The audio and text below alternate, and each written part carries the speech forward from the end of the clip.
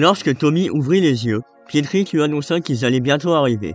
Il se leva, se prépara, puis rejoignit Pietrik dans la salle de commande quelques minutes plus tard. En entrant, il vit par la fenêtre du vaisseau les deux soleils qui éclairaient la planète aux 1000 visages, nom vernaculaire de la capitale fédérale galactique.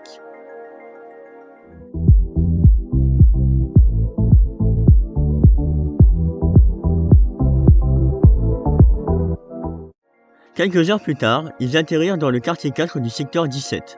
En sortant du vaisseau, ils furent accueillis par une délégation smorpienne, peuple qui appartenait à la planète avant qu'elle ne soit offerte à la Fédération en raison de sa position centrale. Ce peuple était de loin le plus puissant de la galaxie et constituait presque un dixième de la population de la Fédération. Il s'était développé plusieurs centaines de milliers d'années auparavant, ce qui expliquait cette avance. C'est ce peuple qui avait été à l'origine de la Fédération pour, selon eux, aider les civilisations émergentes à se développer plus vite. C'est cet argument qui avait convaincu l'humanité de la rejoindre il y a plus de 1500 ans. Au sein de la Fédération, c'était l'un des peuples qui ressemblait le plus aux humains, tant physiquement que mentalement. La délégation smorpienne, après leur avoir souhaité la bienvenue, leur expliqua le trajet pour rejoindre leurs nouveaux appartements. Durant le trajet, Pietrik expliqua la situation à Tommy. Comme tu le sais probablement, l'humanité n'a presque aucun pouvoir dans cette assemblée. C'est pour cela qu'elle fait partie du groupe des mondes indépendants. Ce sont les calamariens qui président ce groupe, et donc notre seul rôle sera d'appuyer sur le bouton lors du vote. Combien de représentants y a-t-il dans le groupe depuis la dernière élection ? Demanda Tommy. Nous ne sommes plus que 300. Environ 200 représentants ont quitté le groupe depuis l'annonce du prochain vote, répondit Pietrik. Combien d'alliés nous reste-t-il alors ? On en reparlera avec les autres, une fois arrivés aux appartements, conclut Pietrik qui voulait admirer la cité, peut-être pour la dernière fois. Ils continuèrent à serpenter à travers la cité et arrivèrent à l'appartement une demi-heure plus tard.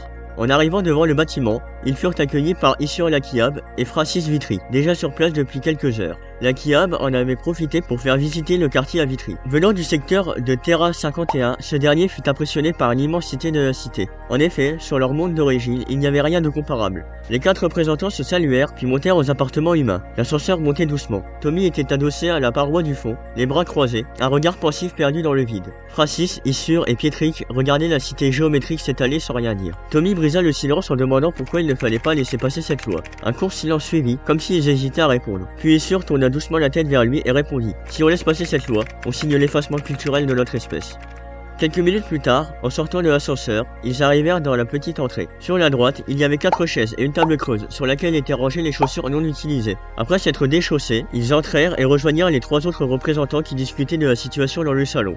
Ils expliquèrent que le vote était sans espoir, car une large majorité était en faveur de cette loi. Même avec l'aide des arachnidociens, ils ne dépasseraient pas les 50%. Cette espèce était justement la cause de ce vote. Lorsqu'elle avait rejoint la Fédération, à peu près en même temps que l'humanité, elle représentait 13,38% des députés. Aujourd'hui, elle en détenait 33,91%. Le but de cette loi était donc de réduire drastiquement le nombre de naissances. Pour cela, elle allait interdire les reproductions naturelles pour contrôler les naissances, et les limiter à une naissance par mort maximum.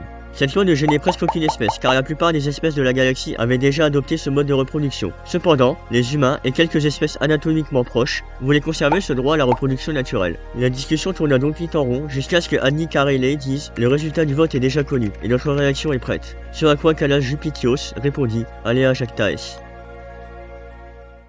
4 jours plus tard, les représentants humains s'installèrent dans l'assemblée. Elle était immense et comptait plus de 3300 membres de plus d'1 millier d'espèces. La grande majorité n'avait qu'un ou 2 représentants, faisant de l'humanité l'une des espèces les plus représentées. Cependant, l'assemblée était largement dominée par le quatuor galactique, les Smorpiens, les Arachnidociens, les Campolotusiens et les Cyborgiens, ces derniers représentant également les intérêts des robots. Il y eut de nombreux débats durant toute la journée, et lorsque le soir approcha, le vote décisif arriva.